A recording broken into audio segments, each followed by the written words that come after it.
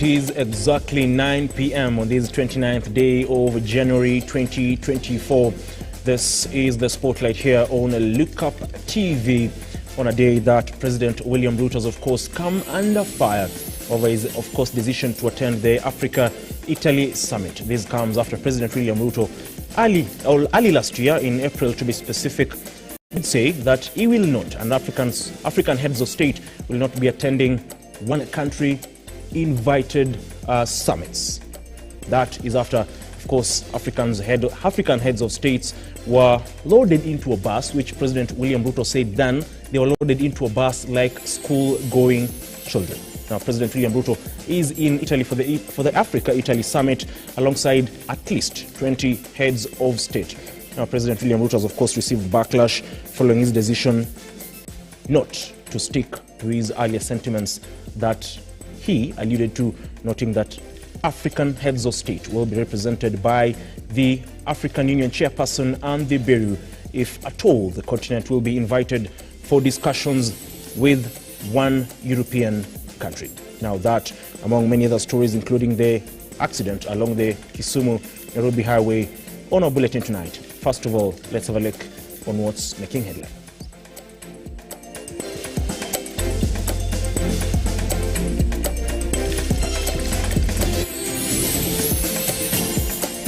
Tonight on the spotlight. Tuko na mashule hapa ambao watu pia wanatoka, wanafunzi wanatoka. Sasa tuko na soko, wa mama wetu wanaangamia, watu wanakufa hapa barabara. 11 people dead as 17 others escape with injuries after an accident involving a bus and a lorry in Ahero. Watoto walikuwa wameachwa na mama yao wawili wakiwa wamelala na moto ikashika na ikaweza kuwachoma wote wawili. 2 children die in Lari, Kiambu County after a fire gutted down their home. And National Assembly Departmental Committee on Health assays hospitals around Nairobi accused of NHIF fraud and operating beyond capacity in poor conditions. Now, welcome to the program. I am Ian Kitani, and our sign language interpreter is Felista Adindo. Remember, you can watch this bulletin live on our Facebook and YouTube pages at Lookuptv. We start this bulletin on a very sad note, and 11 people have been confirmed dead following an accident involving a bus and a lorry in Otho area, Nyando sub-county, along the Kisumu-Nairobi highway. Now, according to Nyanza Regional Traffic Enforcement Officer Alan Mwangi, the incident, of course, involved two vehicles with leaving 11 people dead and a dozen others injured, and are currently admitted at the Ahero sub-county hospital, and others at the Jaramogi Oginga Odinga Teaching and Referral Hospital following the 2:30 a.m. accident. The dead include 2 women, 8 men and a teenage boy. A total of 53 passengers suffered injuries as a result of the accident.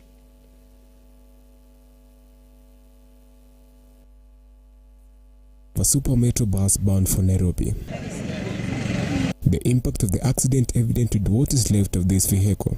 The early morning accident along the Nairobi-Nakuru highway left 11 people dead, among them 2 children and drivers of both the lorry and the bus. 17 people escaped with injuries and were taken to Jaramogi Oginga Odinga Hospital. I was coming from Kampala. Then I was sleeping. By the time I woke up, I found when the bus has knocked a big car for rice. It was carrying rice. Yeah. So the trailer which was carrying rice, either, so I don't know, collision around the was there. People were injured, others died. So we were brought here this morning. We are here. They've been taking care of us. Now we're getting, others have gone, others are here, but they're being treated. Early in the morning, around 4:30, we received a call that we have an accident that has happened, and we were expecting casualties to be brought to TRH. So our team quickly settled, and there were alerts. And by 7, we received the first casualties who were brought in from Ahero. And so far, up to now, we received a total of 17 casualties. 5 of them had severe injuries, 3 of them having severe head injury, and 2 had their fractured limbs. And one of the patients actually was to be airlifted to Nairobi, but then the condition was not as stable. We had to consult, and our surgeon had to take her in to be able to operate her fast, stabilize the patient before a referral can be done. The accident, which is said to have occurred at 2 a.m., saw the ill-fated bus hit a lorry head-on that was on its way to Kisumu City. Tulipofika hapo tukaanza sasa kusaidia hawa, tukawatoa wote wakapelekwa hospitalini, wengine wakapelekwa nini moja. Kisha polisi pia wakatokelezea hapo. Kulikuwa watoto pia? Watoto pia wako hapo na wafa. Tunatoa watoto wawili. Mama pia nayo na bwanake. Uliona watu wangapi kama wamekufa? Unaona watu 11. Preliminary findings indicate that the accident was caused by failure of the bus driver to adhere to traffic rules, as angry residents calling on the government to create safety measures that will reduce the accidents along the busy highway. Hapa tumekuwa na accident mingi sana kuanzia mwaka uliopita. Sasa mimi nataka niombe watu wa Kenya waweke bumps hapa. Waweke bumps hapa kuanzia Ngere, Kagoro hadi Nyalenda. Tunataka bumps kwa sababu tuko na mashule hapa ambao watu pia wanatoka, wanafunzi wanatoka. Sasa tuko na soko wa mama wetu wanaangamia, watu wanakufa hapa barabarani. The residents have given the government a 14-day notice to erect speed bumps along the road to prevent more accidents. George Kayesi, Lookuptv. From one sad story to another, and 2 children were killed after their house was gutted by fire in Nyanduma village, Lari, Kiambu County. The mother of the 3-year-old boy and 1-year-old girl said she had locked them inside their 2-roomed house and gone to church, only to be called by the villagers who needed help to put out the fire. Martin Masharia now reports. Nyanduma village, Lari constituency, Kiambu County. A house burnt to ashes as fire gutted this property, taking with it lives of 2 children. According to their mother, she had left the siblings aged 3 and 1 locked inside their 2-bedroom house while she attended a church service. It was during this time that villagers urgently called her for assistance in extinguishing the raging fire. 3.5 years. Second born ni Miriam alikuwa na mwaka na mwezi mmoja. Kujulikana maana hata stima mahali pa kuwasha ilikuwa juu isifikia. Kiberiti nilikuwa nimeweka huko juu kwa itara, hangefikia. Kiberiti sio chini, hiyo hapana. Hangewasha moto maana kiberiti ilikuwa juu, hangefikia.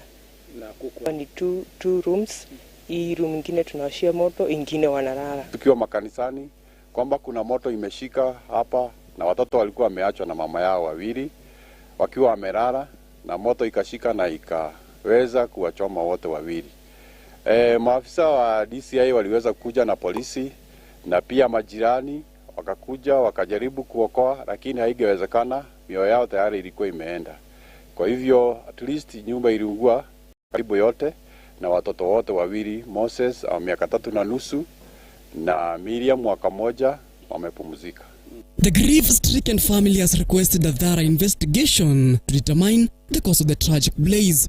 Msichana wangu alikuwa amekimbia kanisa tu hapo karibu na duru ilipigwa ndio ilitoa watu makanisani, wote wakajaa mahali hapa na wakatusaidia sana. Hasa kini ya moto haijatambulikana, lakini tunaona kama ni mtoto huyo kijana wa miaka 3.5, kama ndio pengine angekuwa akiwasha kando, kwa sababu siku zilizopita, siku kama 3 hivi, tulikuwa hatukuwa na stima. Na so kwa hivyo tuliwahi kununua makandos, na sasa hiyo ni kufikiria, si ati ni kusema hiyo ndio wazo. The bodies of the young boy and girl have been transported to the Mukoi mortuary for further examination, with the Lari Constituency Police DCI initiating a probe into the incident. Martin Masharia, Lookuptv. Onto the controversial affordable housing program, and the Departmental Committee on Finance and National Planning in the National Assembly on Monday engaged stakeholders, among them LSK, in the case of the housing levy in a public hearing on the Affordable Housing Bills 2023. And as Mevin Getembe now reports, LSK now wants some of the affordable housing laws revised, arguing that some of the suggested laws, do not favor some groups, especially those living with disabilities.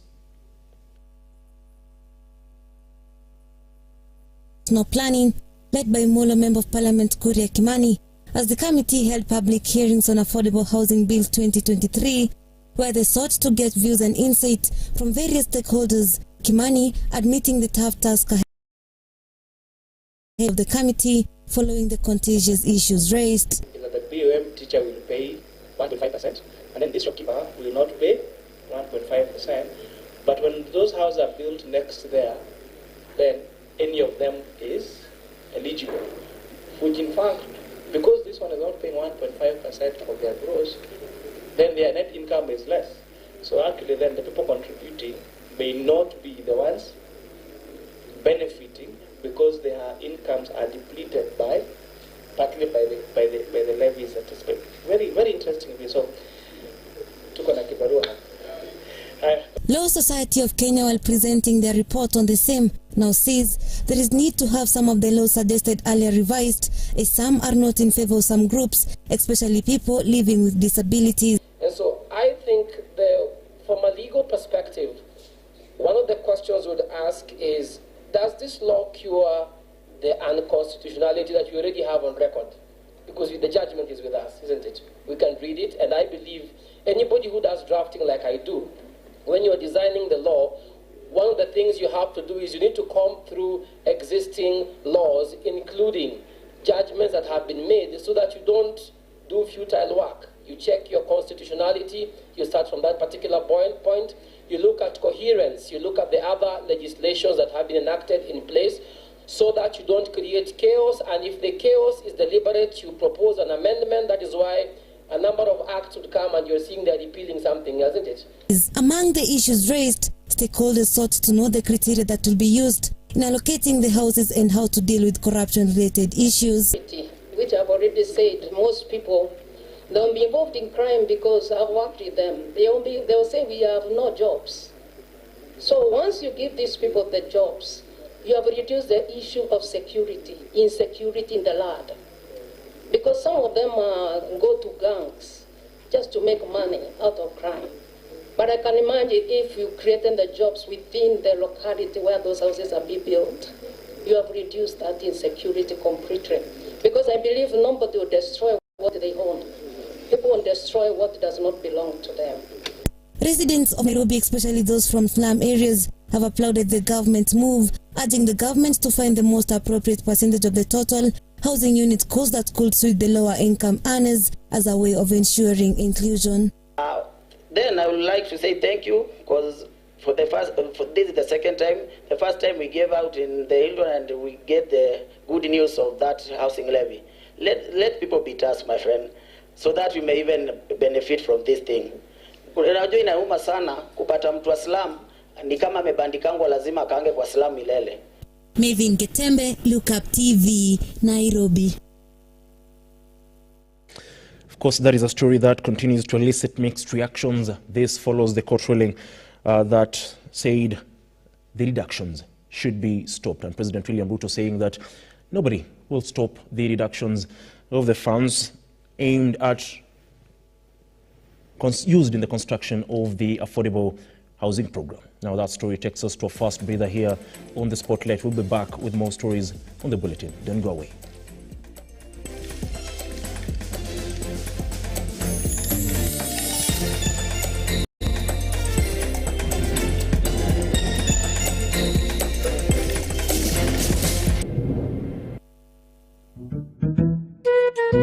What about mambo fantastic if not scholastic? Chota kuchota na Hatia Supermarket imerudi. Ukifanya tu shopping ya shilingi 1,000, wewe unaingia kwa promotion ya chota kuchota na Hatia Supermarket. Watu wanaendelea kushinda ndani ya Hatia Supermarket.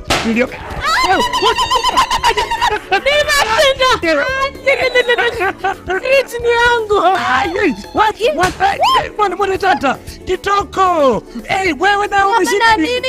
Yote. Hansa. Nalala. Karibu ndani ya Heti ya Supermarket uweze kuchota kwa wingi kabisa.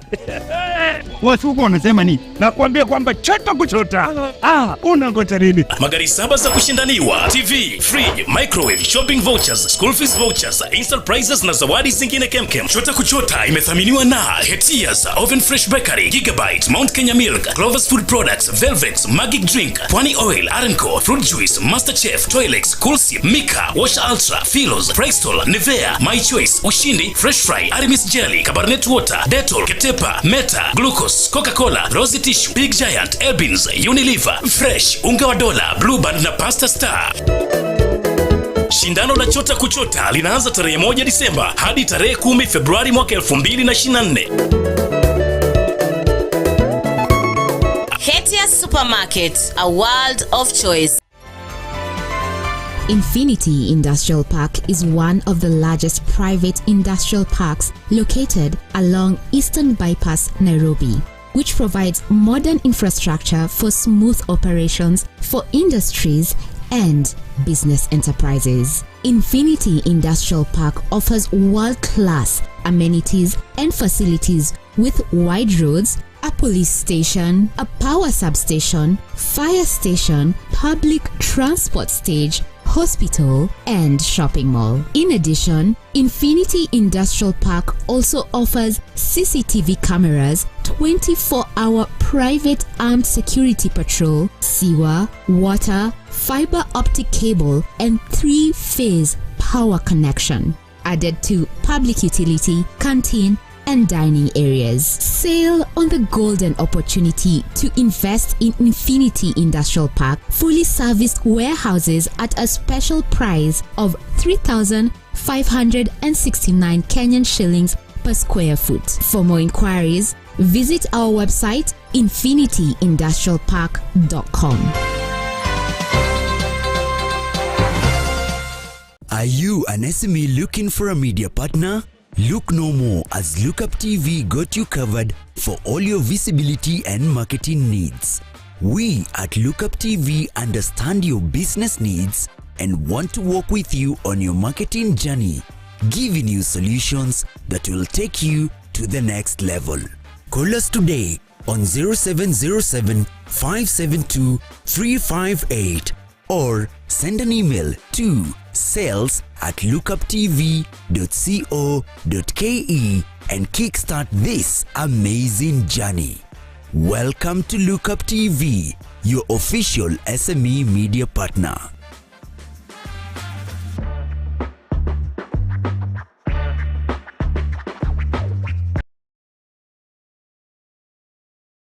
Are you an SME looking for a media partner?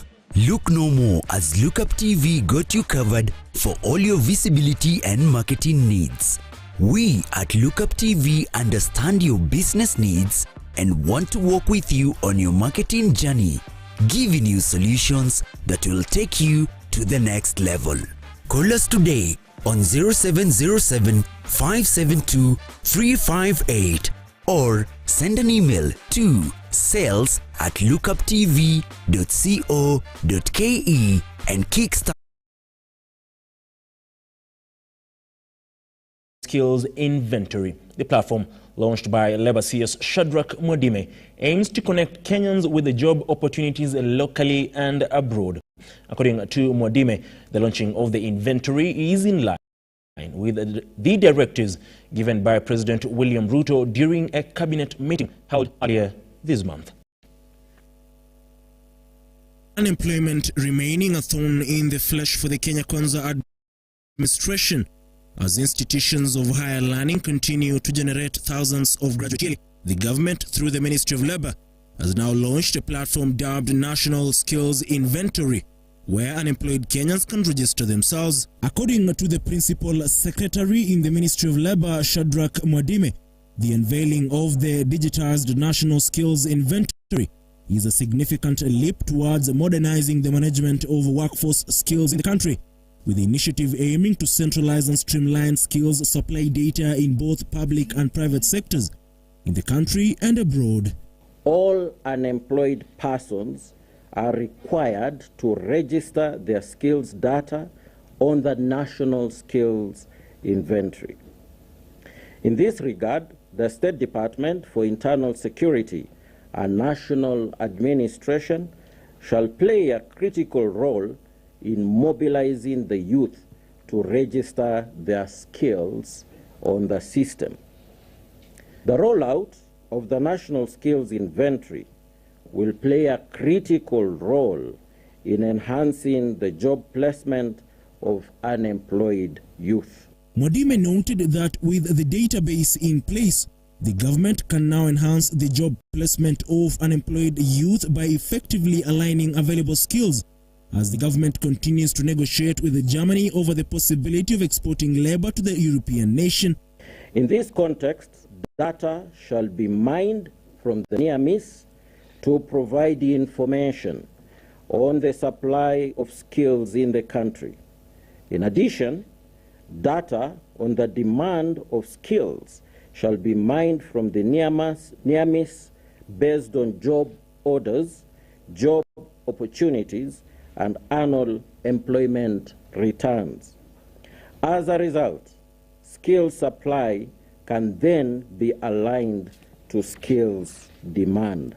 The discussions that I had with the German officials just a short while before coming for this presser is that there are indications we might even get 250,000 jobs in the German market, hopefully in the next 1 or 2 years. The peers, while emphasizing the importance of the platform, also directed all employers to submit their annual employment returns by next month. All employers in the public and private sectors are required to submit their annual employment returns by 29th of February 2024 to the National Employment Authority. In addition, they are required to continuously submit their job orders and job opportunities to the National Employment Authority. Ian Keitane, Lookuptv. Of course, that the issue of exporting labor continues to elicit mixed reactions, as many people do say there are a lot of gray areas in regards to the type of labor being exported, whether it is skilled or unskilled labor. As President William RUTO continues to say, of course, they are holding discussions with various countries, Germany, like Mwadime said, and of course, countries like Saudi Arabia, according to the head of state. On to health matters now. On the National Assembly Departmental Committee on Health was on a fact-finding mission today investigating health facilities within Nairobi City County suspected of colluding with the rogue officials to siphon public funds from the National Health Insurance Fund. The committee, chaired by Endebess MP Honorable Dr. Robert Pukose, visited Eastleigh, promising Kenyans that they would not rest until they get all the answers.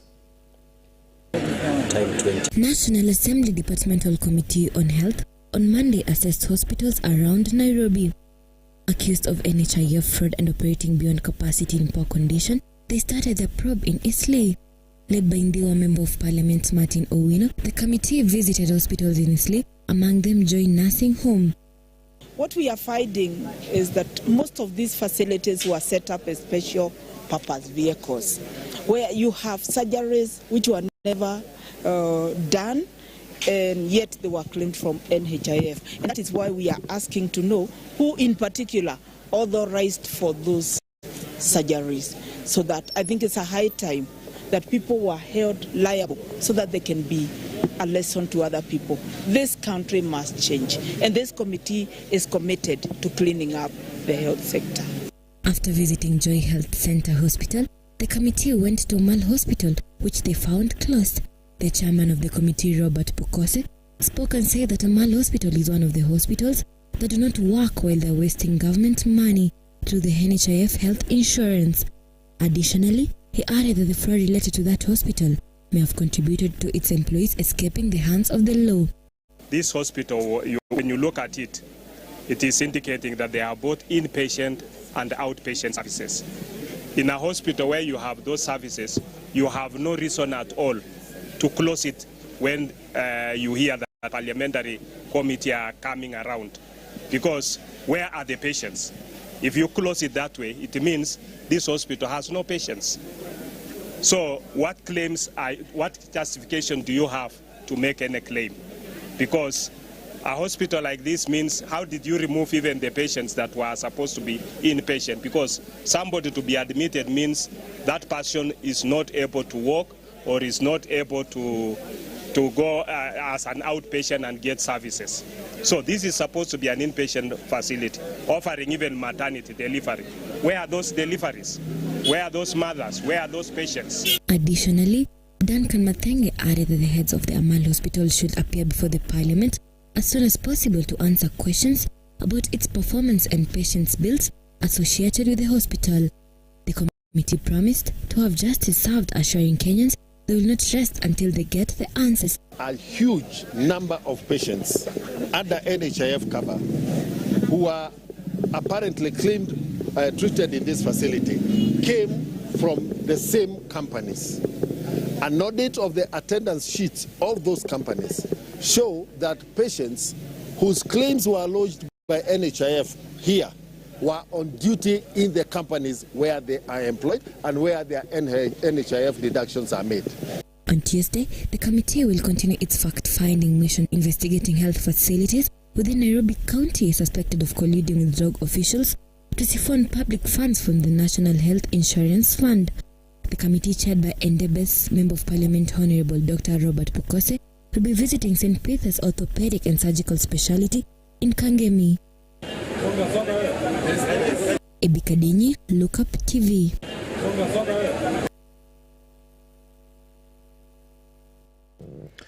Kenya may fail to achieve its medium-term goals if it does not change its revenue collection procedure. A new report from the Institute of Public Finance now reveals the government's ongoing fiscal consolidation, which has seen budget cuts on key public spending items, has not rescued Kenya from the high risk of debt distress yet, with high debt service costs watering down the efforts. And as Ruga Ival now reports, the report says that despite cutting budgets to control government spending, high public debt service costs still puts the country on the brink of debt distress. Growth. Kenya is at the verge of missing its economic growth targets in the medium term as the country grapples with high debt affliction. IPF, in a new report titled Macro Fiscal Analytical Snapshot Report, says that the recent devaluation of the Kenyan shilling against the US dollar signifies a downgrade in the country's economic outlook. James Muraguri, CEO IPF, notes that the elevated risk of debt distress, as highlighted by the IMF, poses challenges in effectively managing external debt servicing. Our forecasting model is still not light. We are very ambitious. So when we set our target for revenue, we set it very high. So you notice that what was corrected was more than had been corrected in the same period the previous year. So it means that we have been able to meet that, and that means we don't have a revenue problem. It's literally an expenditure problem, because as we target, as we forecast on our revenue, so as a country, so are we forecasting, are doing, mambo jumbo in expenditure. So we have high level,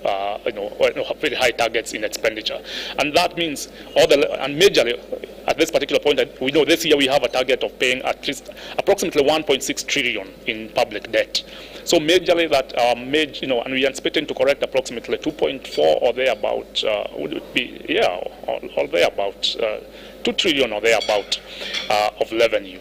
Additionally, speaking from Serena Hotel in Nairobi County, stakeholders have argued that Kenya has been laying the wrong strategies in dealing with the surging debt. We believe that if the capacity of government is strengthened to be able to formulate policies and implement strategic policies on public finance, that if the capacities and the ability of citizens to participate in PFM decision making is strengthened, then public finance officials will be persuaded to design and implement equitable, effective, and efficient public finance policies that will be transparent, participatory, and responsive to citizen needs. They continue to explain that the Universal Health Coverage Project might not materialize due to lack of enough funds being invested in that sector. If we look at all the health expenditures within the country, it's estimated that should we attain UHC,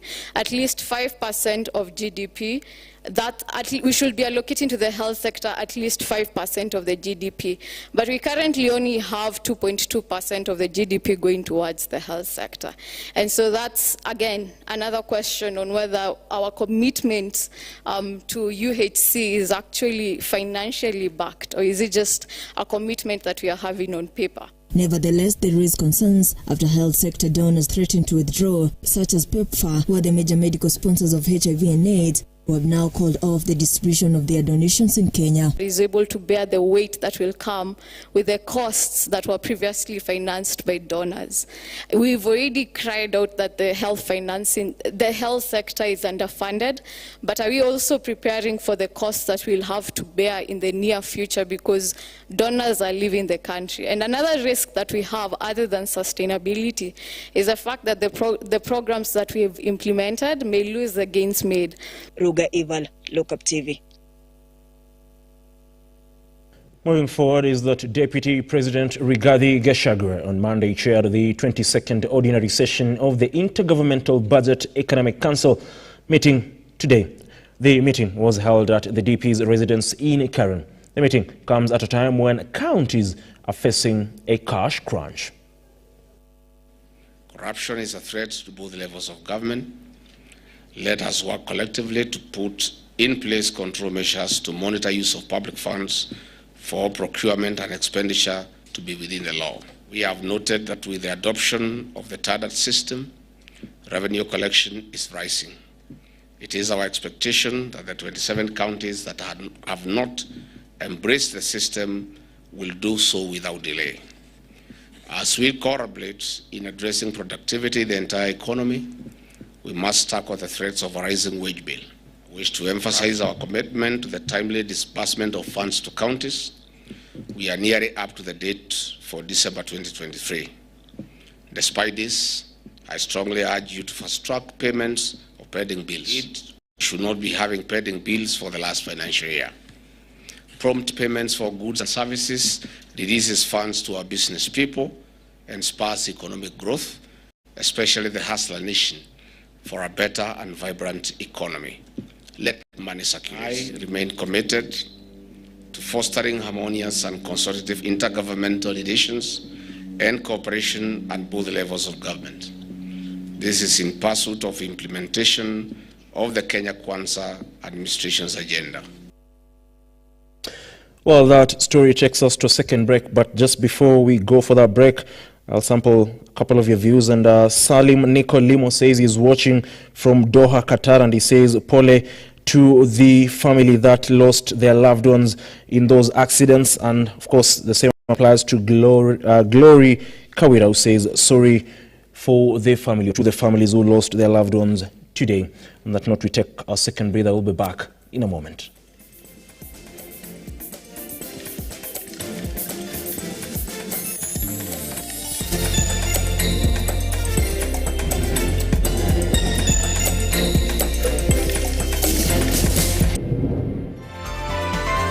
Infinity Industrial Park is one of the largest private industrial parks located along Eastern Bypass, Nairobi, which provides modern infrastructure for smooth operations for industries and business enterprises. Infinity Industrial Park offers world-class amenities and facilities with wide roads, a police station, a power substation, fire station, public transport stage, hospital, and shopping mall. In addition, Infinity Industrial Park also offers CCTV cameras, 24-hour private armed security patrol, sewer, water, fiber optic cable, and 3-phase power connection, added to public utility, canteen, and dining areas. Sail on the golden opportunity to invest in Infinity Industrial Park, fully serviced warehouses at a special price of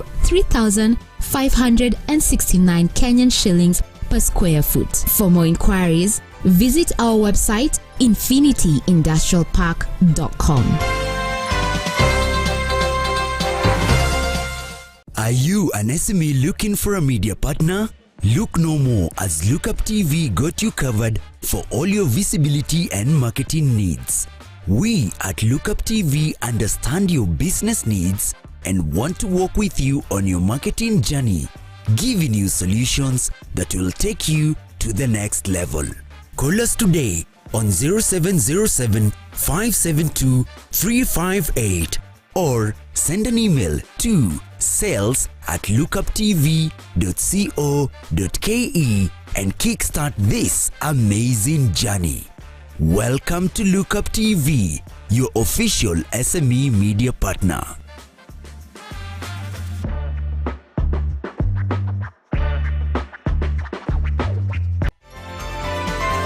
Infinity Industrial Park is one of the largest private industrial parks located along Eastern Bypass, Nairobi, which provides modern infrastructure for smooth operations for industries and business enterprises. Infinity Industrial Park offers world-class amenities and facilities with wide roads, a police station, a power substation, fire station, public transport stage, hospital, and shopping mall. In addition, Infinity Industrial Park also offers CCTV cameras, 24-hour private armed security patrol, sewer, water, fiber optic cable, and 3-phase power connection, added to public utility, canteen, and dining areas. Sail on the golden opportunity to invest in Infinity Industrial Park, fully serviced warehouses at a special price of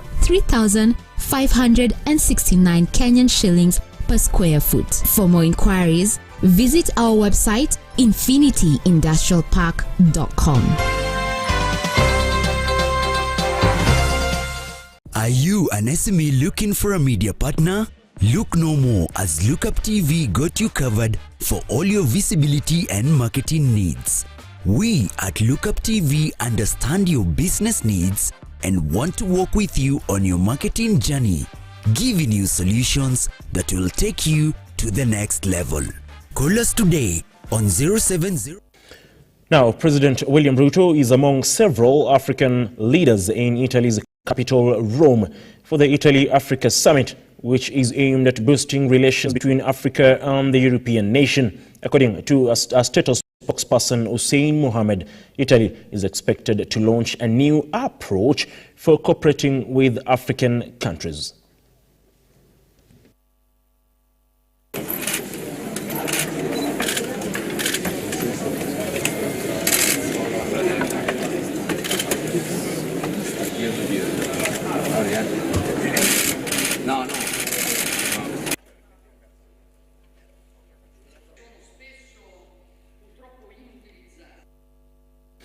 On to matters agriculture now, and rice production in a Mwea irrigation scheme in Kirinyaga County. Kenya's leading producer of rice is set to increase as the farmers expect bumper harvest due to the introduction of hybrid seeds. According to the National Irrigation Authority manager in charge of the scheme, Innocent Ariemba, farmers expected to harvest 160,000 metric tons, which is higher than the 120,000 metric tons harvested last season. And there is a steady supply of water from Thiba Dam and ready market for the produce. Beatrice Kagea files the following report. Farmers in Mwea irrigation scheme in Kirinyaga County are set to reap big from introduction of new hybrid seeds. According to National Irrigation Authority manager in charge of the scheme, Innocent Ariemba, rice production will increase to 160,000 metric tons from 120,000 metric tons harvested during the last season. Kwa wakati huu tunajiandaa kuanza kilimo ya second season. Tunaanza kuvuna ratun na tuingie mara moja kwa second season. Tumeshamaliza December the main season. So our expectations, ama matarajio yetu kwa mavuno ni kwamba tutapata zaidi ya tani 1,160 msimu huu. Ariamba has also noted that there is a steady supply of water from Thiba Dam and ready market for farmers from potential buyers like National Cereals and Produce Board and other private rice millers. So pia tunatarajia kwamba soko itakuwa mzuri sababu kuna NCBB wananunua mpunga, kuna KNTC wananunua mpunga na pia kuna MRGM na other private millers ambao wananunua mpunga. Kwa hivyo watarajii kwamba kutakuwa na shida sana. The main crop already wakulima washa offload kupitia kwa hayo mashirika tofauti. So tunatarajia pia watauza ratuni vizuri tukingoja hii kilimo ya second season. However, farmers are still being faced by the challenge of invasion of apple snails, which the government has not managed to fully control, making farmers to suffer losses. Ariamba has called upon farmers to bank on use of cultural methods as a way to eradicate snails. Kumekuwa na shida ya control. So vile ilikuja hakuwa na dawa yenye registered, lakini zile shirika za serikali zinauzika zilishughulika kuregister dawa. Ichapokuwa shida ni kwamba hiyo dawa wakati imeingia ground imeonekana ni kama haija timisha matarajio ya wakulima. Rice production in Mwea Irrigation Scheme, Kenya's leading producer of rice, has endured for decades, way since the year 1950 when the colonial government first established the scheme by use of cheap available labor from Mau Mau, and is serving as a sustainable way to meet the rising demand, changing consumer patterns and to curb the menace of high import costs. Beatrice Ilavonga, Lookuptv. Of course, that translates to a boost in the economy of Kirinyaga County. Now, barely days after a peaceful march against femicide in the country, a 20-year-old girl who has been missing for 2 weeks has been found brutally murdered in the Kinare Forest in Kiambu County. The family is calling for speedy investigations into the matter. This and more in our County News Wrap, produced by Daniel Omayo and voiced by Martin Masharia.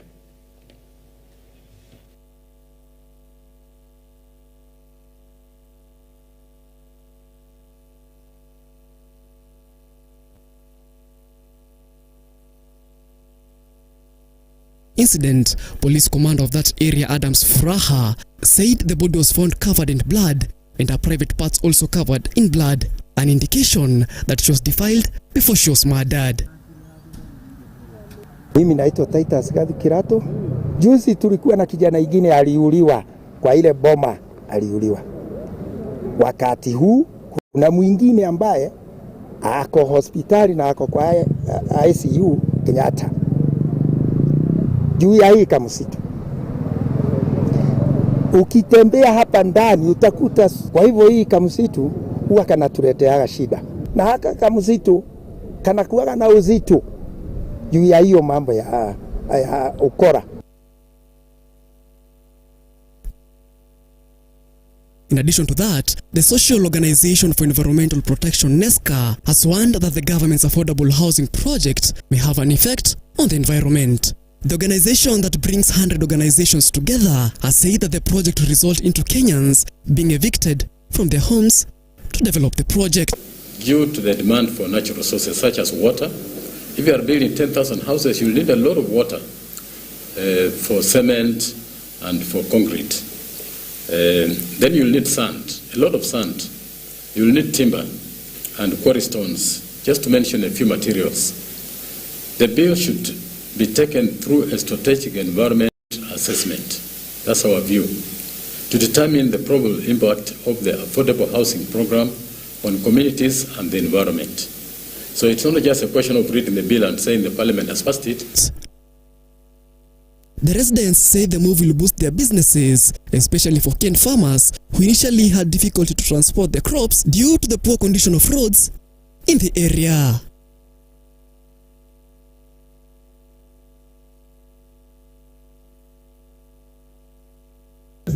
Kwa upande wa parapara, hata mnapoona hivi saizi mwenyewe ameshika ya damu ya kulima parapara mwenyewe. Sasa mimi nawasihi tu wenye wanamsupport wampe nguvu. Kama mabarabara zote Bungoma haziendelei, maneno ya serikali kutembea huku wakidanganya watu hatutaki. At the same time, it is a relief for residents of Laikipia after the Kenya pipeline built them a hospital that cost 8 million shillings at Malinani area. Before, residents were forced to travel to Nanyuki to receive treatment.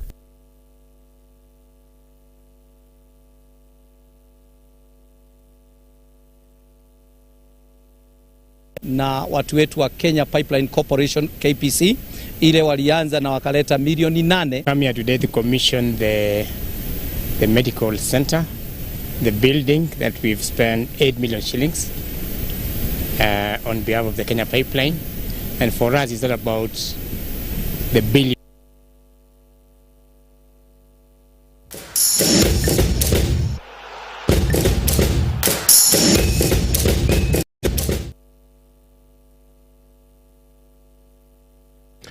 On to some sporting action now, and the Kenya national women's team for players under the age of 17, that is junior starlets, entered their 5th day in residential training today. This is in preparation for the upcoming two-legged match of the second round of the FIFA Under-17 Women's World Cup qualifier against DRC Congo.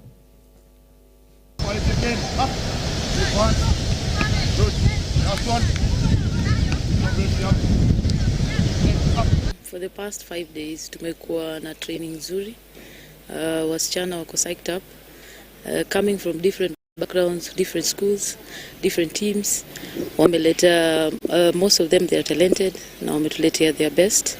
Most of them wamekuwa kwa competition, school games, Talanta Hela, also Chapadimba, so most of them wamekuwa active.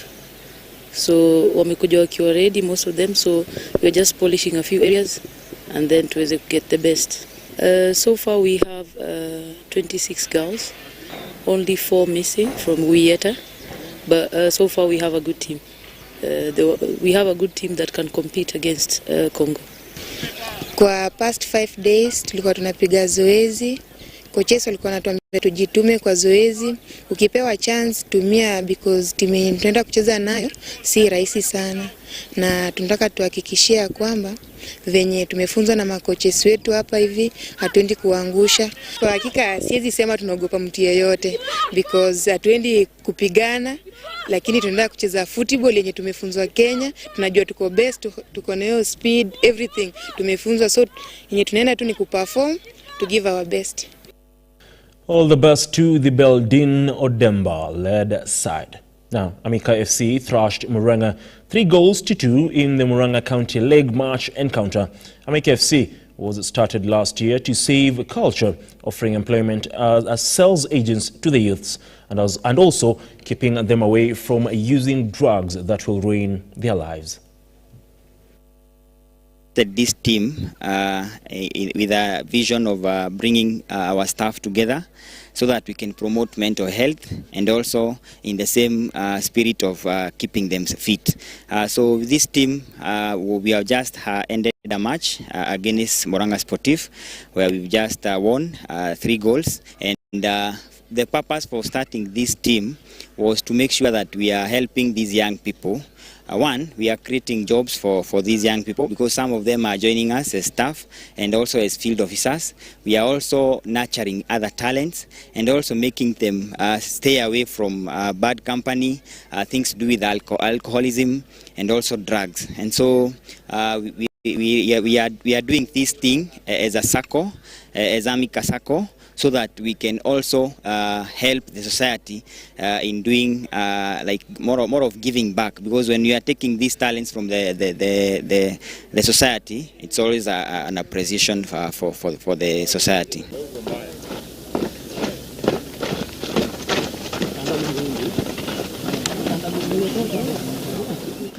Now, the African Cup of Nations defending champions Senegal, also known as the Lions of Teranga, will face off with the host nation Ivory Coast tonight in the round of 16 match encounter starting from 11 p.m. at the Stade Charles Konan in Ivory Coast.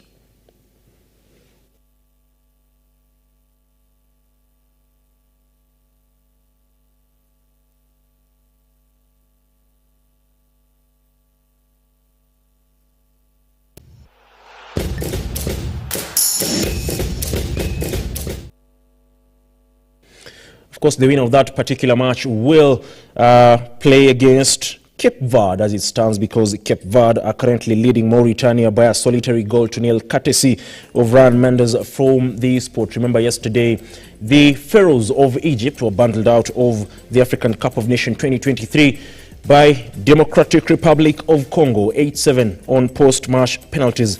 As a supporter of the DRC Congo in that particular match, of course, I was left elated. Now, on that particular note, we wrap up our bulletin at this particular moment in time.